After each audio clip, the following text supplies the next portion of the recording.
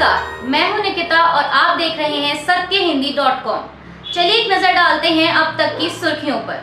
अगले साल 2024 में देश में लोकसभा चुनाव होने हैं और इन चुनावों को सभी राजनीतिक दलों के लिए बहुत महत्वपूर्ण माना जा रहा है। इन चुनावों में भारतीय जनता पार्टी की कोशिश होगी कि वह लगातार तीसरी बार भारी बहुमत से जीतकर सत्ता में बनी रहे, तो वहीं कांग्रेस समेत पूरा विपक्ष बीजेपी को सत्ता से बाहर निकालने के लिए जी जान से जुटा हुआ है। वहीं इस बीच कल सोमवार को कांग्रेस अध्यक्ष मल्लिकार्जुन खड़गे के आवास पर विपक्षी दलों की एक बैठक हुई। इस बैठक में कई दलों से नेता शामिल हुए और बैठक खत्म होने के बाद जेडीयू के अध्यक्ष ललन सिंह ने कहा कि आगामी लोकसभा चुनाव में सभी विपक्षी दल एक होकर लड़ेंगे। इसके अलावा इस बैठक के बाद कांग्रेस महासचिव केसी वेणुगोपाल ने कहा कि राहुल गांधी को घर की चिंता नहीं है। सरकार देश के लोकतंत्र के साथ जो भी कुछ कर रही है वह बड़ा मुद्दा है। उन्होंने बताया कि सभी विपक्षी दल एक साथ हैं। हमारे बीच सौहार्दपूर्ण चर्चा हुई और हम उसी ऊर्जा के साथ आगे बढ़ेंगे। आपको बता दें कि कांग्रेस अध्यक्ष मल्लिकार्जुन खड़गे के घर हुई इस बैठक में डीएमके, जेडीयू, सीपीआईएम, आप, एनसीपी और टीएमसी जैसे तमाम राजनीतिक दलों से नेता शामिल हुए। कांग्रेस नेता राहुल गांधी की संसद की सदस्यता जाने को लेकर यूपीए सरकार में मंत्री रहे पी चिदम्बरम ने एक बड़ा बयान देते हुए एनडीटीवी से बातचीत के दौरान कहा कि जिस गति के साथ इस मामले में ट्रायल कोर्ट ने कार्रवाई की और बाद में राहुल गांधी को अयोग्य घोषित किया गया, उसे देखकर तो उसेन बोल्ट भी आश्चर्य में पड़ जाएंगे। मुझे लगता है कि ऐसे मामलों में ये आज तक की सबसे कठोर सजा है। पी चिदम्बरम ने कहा कि पीयूष गोयल या सरकार इसे समझने की कोशिश क्यों नहीं कर रही कि किसी की निंदा करने के लिए किसी को आज तक 2 साल की सजा कब हुई है। यह दर्शाता है कि आप एक कानून का सहारा लेकर विपक्ष के सदस्य को चुप करा सकते हैं। गौरतलब है कि राहुल गांधी की संसद की सदस्यता रद्द होने के मुद्दे पर कांग्रेस के साथ तकरीबन सभी विपक्षी पार्टियां खड़ी दिख रही हैं।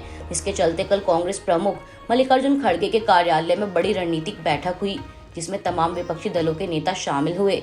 बताया जा रहा है कि इस बैठक में संसद से राहुल गांधी की अयोग्यता पर विपक्ष की रणनीति पर चर्चा हुई है। पार्टी ने कहा कि विपक्ष को एकजुट होना चाहिए, भले ही वे अन्य मुद्दों पर संयुक्त मोर्चे से खुद को दूर कर रहे हों।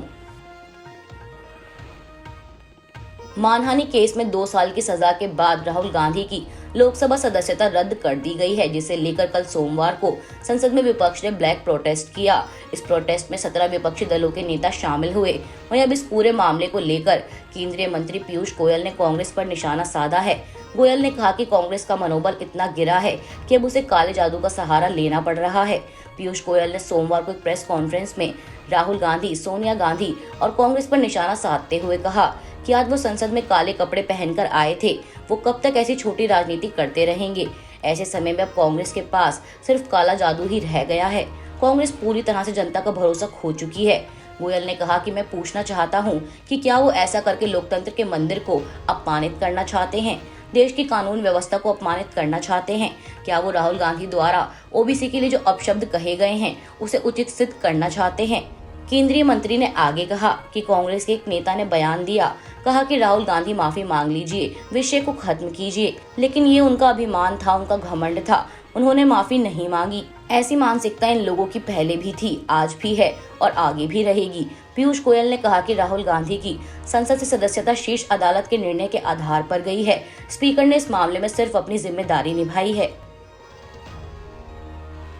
कल सोमवार को मीडिया से बातचीत के दौरान दिल्ली के मुख्यमंत्री अरविंद केजरीवाल ने कहा कि उनकी सरकार की मुफ्त बिजली योजना को रोकने के लिए साजिश रची जा रही है, लेकिन वह किसी भी कीमत पर ऐसा नहीं होने देंगे।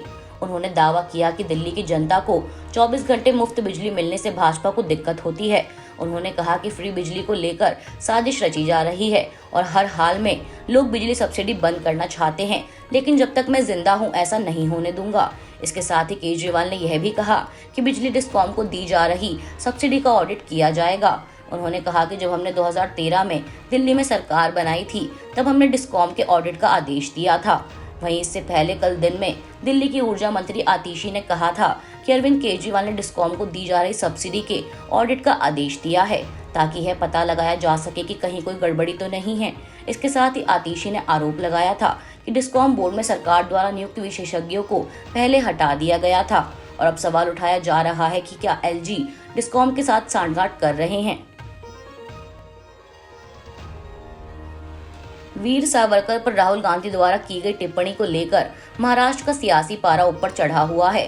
पूर्व मुख्यमंत्री उद्धव ठाकरे के राहुल गांधी द्वारा सावरकर पर दिए गए बयान पर आपत्ति जताने के बाद अब महाराष्ट्र के मुख्यमंत्री एकनाथ शिंदे और उप मुख्यमंत्री देवेंद्र फडणवीस ने भी कहा है कि वे सावरकर का अपमान बर्दाश्त नहीं करेंगे। इसी के साथ उन्होंने उद्धव ठाकरे से सवाल पूछा है कि क्या आप राहुल गांधी के साथ वैसा करेंगे जैसा बाला साहेब ने अय्यर के साथ किया। शिंदे का कहना है कि जब राहुल की संसद की सदस्यता जाने पर आंदोलन किया, लेकिन तब तो सावरकर के मुद्दे पर उद्धव ठाकरे की पार्टी के विधायक चुप रहे और आज उद्धव कह रहे हैं कि वे सावरकर का अपमान नहीं सहेंगे। उन्होंने कहा नहीं सहेंगे का मतलब क्या करेंगे कि जैसे बाला साहेब ठाकरे ने मणिशंकर अय्यर के कान के नीचे थप्पड़ लगाया था, तो क्या आप भी राहुल गांधी के कान के नीचे बजाएंगे। उप मुख्यमंत्री देवेंद्र फडणवीस ने भी कहा कि ये लोग सिर्फ बयानबाजी करते हैं और अब बीजेपी और शिवसेना मिलकर राज्य के हर जिले में एक तरफ गौरव यात्रा निकालेंगे जहां सावरकर का कार्य हम लोगों के सामने लाएंगे, तो वहीं दूसरी तरफ सावरकर का अपमान करने वालों के खिलाफ विरोध प्रदर्शन करेंगे। अमेरिका के नैशविले शहर स्थित एक निजी ईसाई स्कूल में सोमवार सुबह गोलीबारी में 3 छात्रों समेत 6 लोगों की मौत हो गई है। AFP न्यूज एजेंसी के मुताबिक हमलावर एक महिला थी जिसे घटना स्थल पर ही पुलिस ने मार गिराया। बता दें सभी की मौत गोली लगने के कारण हुई है। मृतकों की मौत की पुष्टि अस्पताल ले जाने के बाद हुई। ये हमला द कॉन्वेंट स्कूल में हुआ है। घटना के बाद से इलाके में भारी पुलिस बल तैनात है। दरअसल गोलीबारी में गंभीर रूप से घायल पीड़ितों को आनंद फानंद में इलाज के लिए Monroe Carell junior children hospital ले जाया गया, जहां डॉक्टरों ने उन्हें मृत घोषित कर दिया। इसके अलावा इस हमले में और कोई हताहत है या नहीं, इस बात को लेकर अभी तक पुष्टि नहीं हो पाई है। बौद्ध धर्म गुरु दलाई लामा ने 8 साल की उम्र के एक मंगोलियाई बच्चे को तिब्बती बौद्ध धर्म का तीसरा सबसे बड़ा धर्मगुरु नॉमिनेट किया है। द टाइम्स की रिपोर्ट के अनुसार इस दौरान लगभग 600 मंगोलियाई अपने नए आध्यात्मिक नेता का जश्न मनाने के लिए जुटे थे। सोशल मीडिया पर साझा की गई तस्वीरों में देखा जा सकता है कि 87 वर्षीय दलाई लामा से एक बच्चा लाल वस्त्र और मास्क पहने मिल रहा है। बच्चे की उम्र 8 साल बताई जा रही है। मंगोलियाई मीडिया रिपोर्टों से पता चलता है कि बच्चा जुड़वा लड़कों में से एक है।